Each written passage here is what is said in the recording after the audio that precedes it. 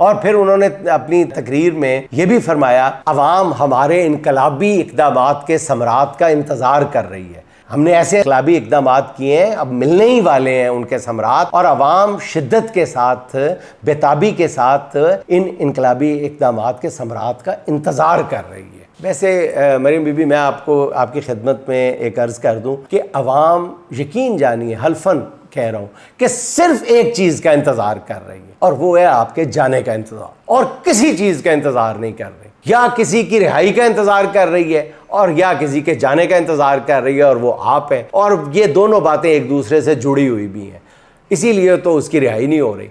Madam, आपकी ये बात सुन के कि अवाम हमारे इनकलाबी इक़दामात के समरात का इंतज़ार कर रही है, मुझे उस्ताद सलामत अली साहब की एक बात याद आ गई।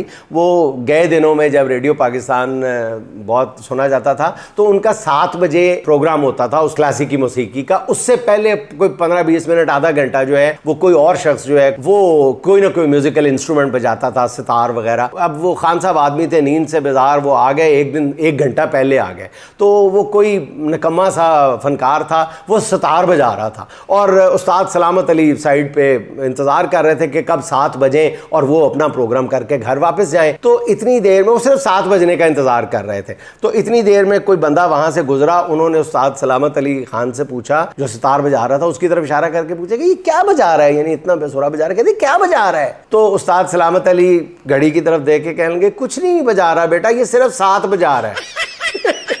तो बात ये है मैडम वज़ीर आला कि ये अवाम भी सिर्फ 7 बजा रही है, ये सिर्फ आपके जाने का इंतज़ार कर रही है और कुछ नहीं कर रही। ये आपकी गलत फहमियाँ है कि वो समरात का इंतज़ार कर रही है। आपने जो उनके लिए ज़ाफ़रान बीजा हुआ है ना, वो पूरी कौम जानती है। छोड़े इन बातों को।